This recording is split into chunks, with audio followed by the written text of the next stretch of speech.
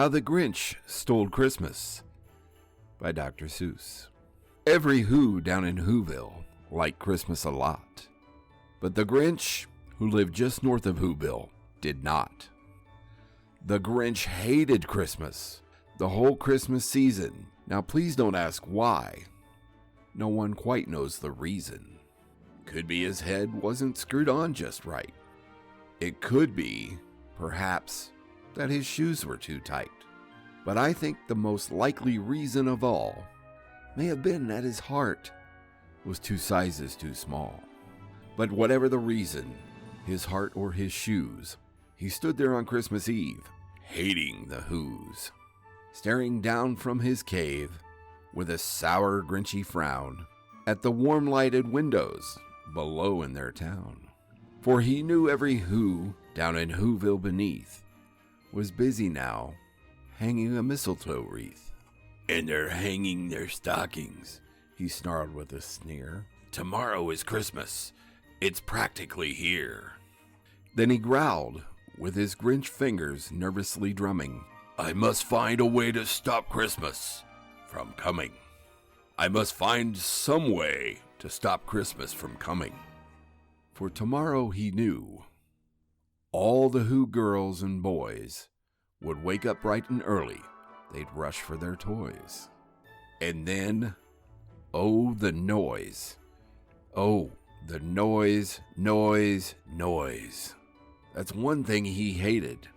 The noise, noise, noise, noise. Then the Who's, young and old, would sit down to a feast.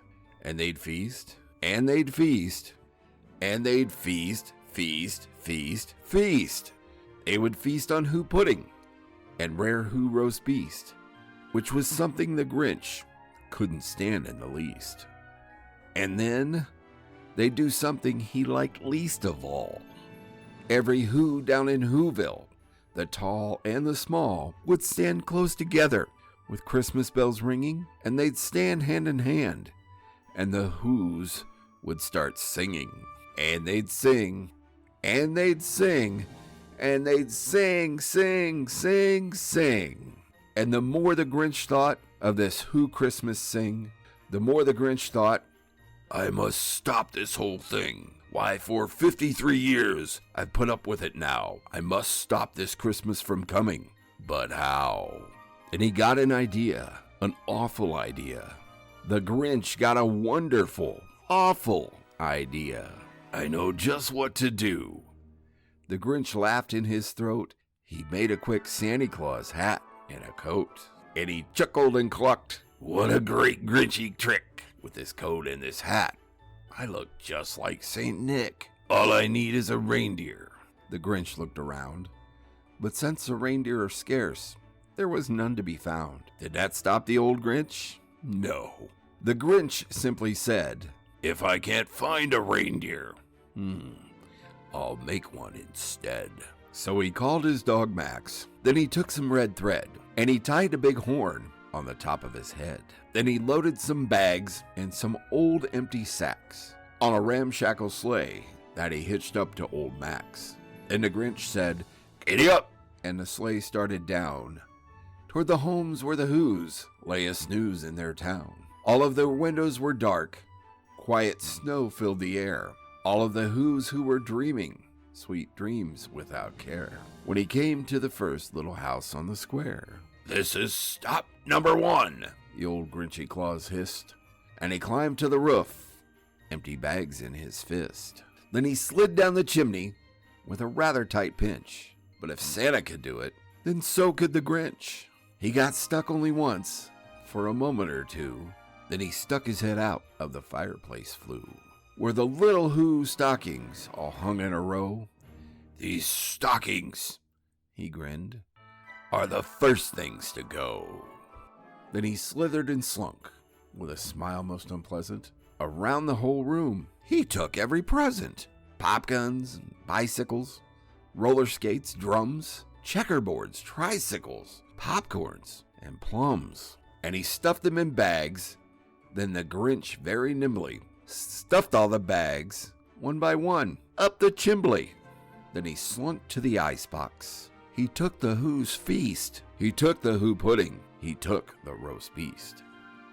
He cleaned out that icebox as quick as a flash. Why, that Grinch, he even took their last can of Who hash. Then he stuffed all the food up the chimney with glee. And now, grinned the Grinch, I will stuff up the tree. And the Grinch grabbed the tree and he started to shove when he heard a small sound like the coo of a dove. He turned around fast and he saw a small Who. Little Cindy Lou who was not more than 2. The Grinch had been caught by this tiny Who daughter, who got out of bed for a cup of cold water. She stared at the Grinch and said, Santa Claus, why are you taking our Christmas tree? Why? But you know that old Grinch was so smart and so slick, he thought up a lie, and he thought it up quick. Why, my sweet little tot, the fake Santa Claus lied, there's a light on this tree that won't light on one side, so I'm taking it home to my workshop, my dear. I'll fix it up there, and then I'll bring it back here. And his fib fooled the child. Then he patted her head, and he got her a drink, and he sent her to bed. And when Cindy Lou Who went to bed with her cup, he went to the chimney and stuffed the tree up. Then the last thing he took was the log for their fire. Then he went up the chimney himself. The old liar. On the walls, he left nothing but some hooks and some wire. And the one speck of food that he left in the house was a crumb that was even too small for a mouse. Then he did the same thing to the other Who's houses, leaving crumbs much too small for the other Who's mouses. It was 1/4 dawn, all of the Who's still abed, all of the Who's still a snooze, when he packed up his sled, packed it up with their presents, the ribbons, the wrappings, the tags, and the tinsel, the trimmings and the trappings. 3,000 feet up the side of Mount Crumpet, he rode with his load to the tip-top to dump it. Pooh-pooh to the Who's, he was grinchishly humming. They're finding out now. No Christmas is coming. They're just waking up. I know just what they'll do.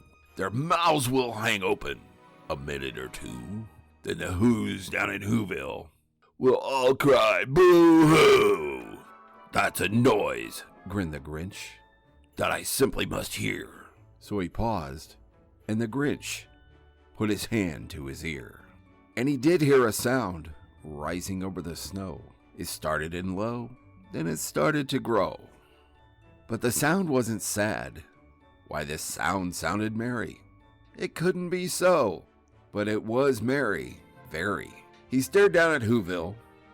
The Grinch popped his eyes. Then he shook.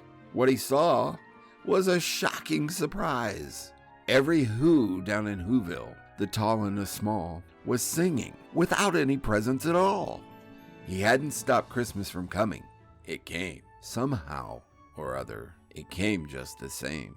He hadn't stopped Christmas from coming. And the Grinch, with his Grinch feet ice cold in the snow, stood puzzling and puzzling. How could it be so? It came without ribbons. It came without tags. It came without packages, boxes, or bags. And he puzzled 3 hours till his puzzler was sore. Then the Grinch thought of something he hadn't before. Maybe Christmas, he thought, doesn't come from a store. Maybe Christmas, perhaps, means a little bit more. And what happened then? Well, in Whoville, they say that the Grinch's small heart grew 3 sizes that day. And the minute his heart didn't feel quite so tight, he whizzed with his load through the bright morning light. And he brought back the toys and the food for the feast. And he himself, the Grinch, carved the roast beast. Merry Christmas from sea to shining sea. I'm Chris Casey.